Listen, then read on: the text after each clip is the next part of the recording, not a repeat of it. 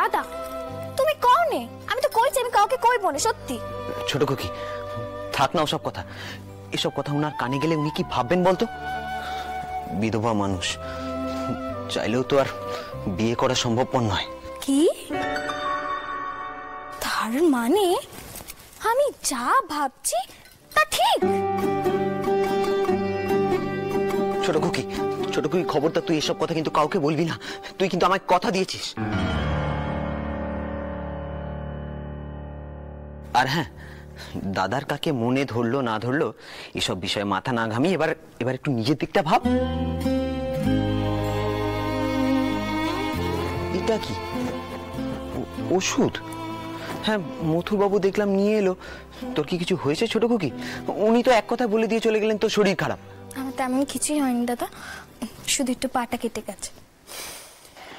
আচ্ছা ছোট খুকি, তুই ফেরার পর থেকে মথুরবাবু যথেষ্ট যত্ন আত্তি করছে তোর, তা মথুরবাবুর এই চেষ্টা কি জলে যাবে? তোর কি কোনো কিছুতেই মান ভাঙবে না? আমি কার উপর মান করবো দাদা?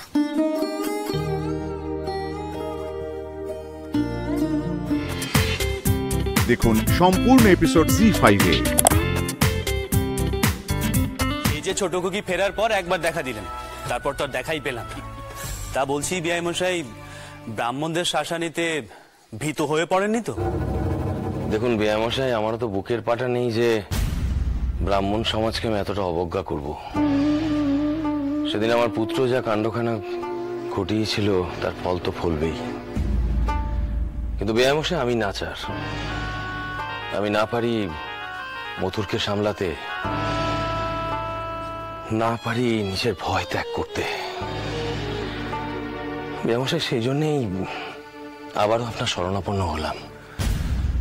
বিশেষ কথা আছে বিআই মশাই, এই সময় যদি বিয়ান ঠাকুরন থাকতেন তাহলে আরো ভালো হতো। দেখুন বিআই মশাই, আপনার সঙ্গে আমার তো রসিকতার সম্পর্ক, তাই আমি কথাগুলো এভাবে বললাম, আপনি আবার কিছু মনে করুন না। না বিআই মশাই, আমি কিচ্ছু মনে করি। বাবা রামচন্দ্র, তোমার শাশুড়ি মাকে একটিবার এদিকে আসতে বলো, তাকে বলো বিআই মশাই এসেছেন। আর হ্যাঁ, মিষ্টির ব্যবস্থা করতে বলো। না বিআই মশাই, আমি এখনই করছি। বিআই মশাই আপনি আসুন, বসুন বসুন। তা বিআই মশাই কটা দিন এখানে থাকবেন তো? হ্যাঁ বিয়ান ঠাকুরন, সেই জন্যই তো এখানে আসা। বিয়ান ঠাকুরন, একখানা বিশেষ অনুরোধ ছিল। ভোপালের নামকরণ অনুষ্ঠান তো হয়নি, ওর কোষ্ঠীও করা হয়নি। আসলে সেই সময় সবার যা মানসিক অবস্থা ছিল হয়তো তা সম্ভবও ছিল না। বিয়ান ঠাকুরন, সামনেই ভালো দিন আছে, যদি একখানা বড় করে নারায়ণ পুজো করে ভোপালের কোষ্ঠীখানা তৈরি করে নেওয়া যায় তাহলে। ওমা, এই তো খুব ভালো কথা। এই কথাখানা তো আমাদের খেয়ালই হয়নি। হ্যাঁ, তা কোথায় পুজো করতে চান বলুন। বেয়ান, সে আলোচনা করতেই তো এখানে আসা। আপনারা তো সবাই জানেন যে আমার পুত্রের কথাবার্তার কোনো ঠিক নেই। সেদিন ব্রাহ্মণদের সঙ্গে যে ব্যবহারখানা করলে তারপর ব্রাহ্মণরা ভিতারিতে গিয়ে পুজো বা কাজ করবে কিনা তাও তো জানা নেই বিয়ান ঠাকুরন। বিআই মশাই, তার কোনো প্রয়োজন হবে না, আপনি দয়া করে বসুন বসুন। বিয়ান মশাই, রানী বলছিলাম, তুমি ভট্টাচার্য মশাইকে খবর দাও, তিনি পুজো করবেন। এসো এসো, এখানে রাখ। এ প্রয়োজন নেই কোনো, নানি সামান্য।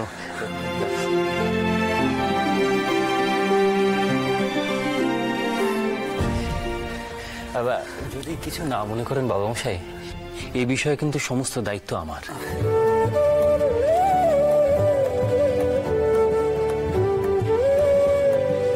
আপনি দয়া করে মথুরকে এই বিষয় থেকে বাদ রাখুন।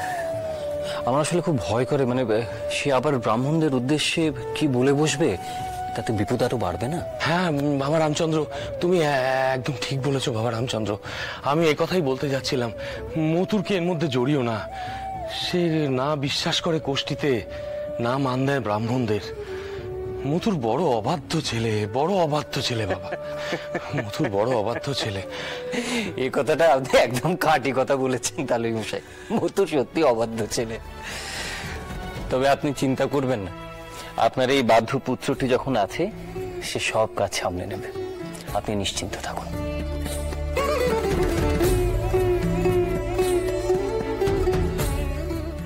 জানি বাবা রামচন্দ্র, তোমার এই কথাখানায় আমি বড় নিশ্চিন্ত হলাম, বড় নিশ্চিন্ত হলাম বাবা।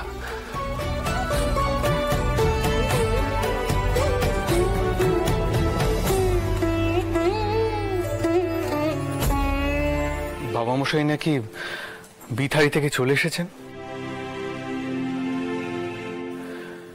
আমি ব্রাহ্মণদের বিরুদ্ধে প্রতিবাদ করার পর থেকে তো তিনি এমুখো হননি।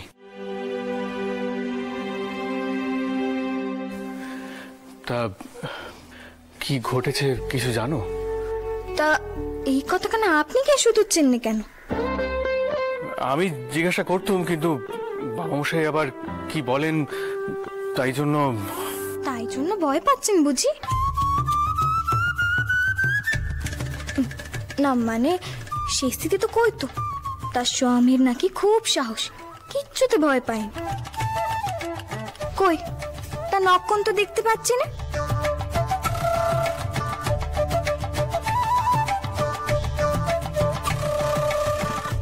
কি করে ভুলতে পারবো করুণাকে?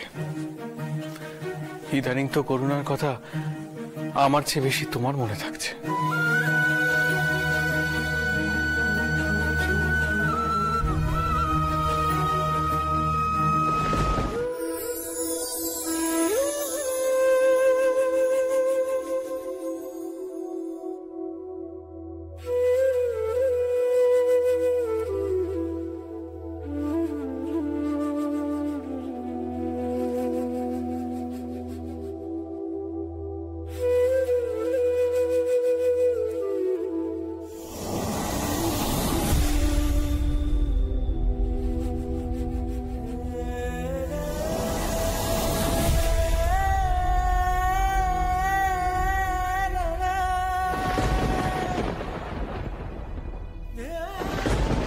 কি আপনি হঠাৎ বই নিয়ে বসলেন যে? আপনি একটিবার খোকাকে কোলে নেবেন না? আমার এখন কিছু ভালো লাগছে না। আমি অনেকদিন বই নিয়ে বসিনি, আমি বই পড়বো। একটা সত্যি কথা কইবেন শেষজামাই দাদা, সেই স্থিতিতে চলে গেছে তাতে খোকার কি দোষ? আপনি খোকাকে কেন এভাবে অবহেলা করছেন? আমায় ক্ষমা করে দিও করুণা।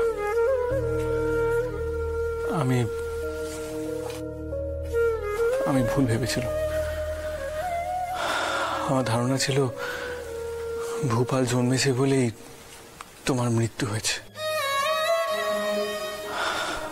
তাই জন্যই তো বহুদিন ছেলেকে কোলেও নিইনি। সত্যি সে দুর্ভাগা, জন্মকালে মাকে হারালো, বাপ তাকালো না। ভাগ্যিস তার মাসি ছিল। মা হারা ছেলেটা অন্তত তার আদর যত্নে কোনো ত্রুটি হয়নি।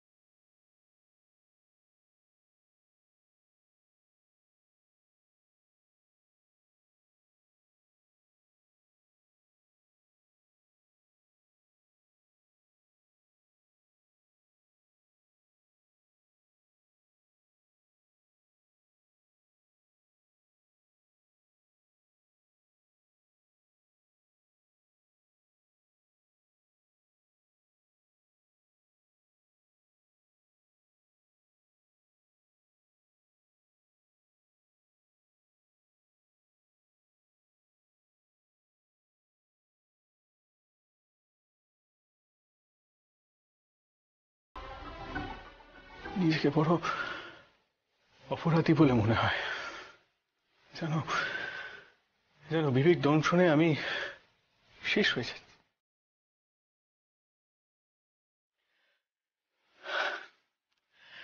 আজ সকলে ভূপালের জন্য বাড়িতে একটা বড় করে পুজো করছে, তুমি আশীর্বাদ করো। আমার তো সেজন্যই। দেখুন সম্পূর্ণ এপিসোড জি5-এ।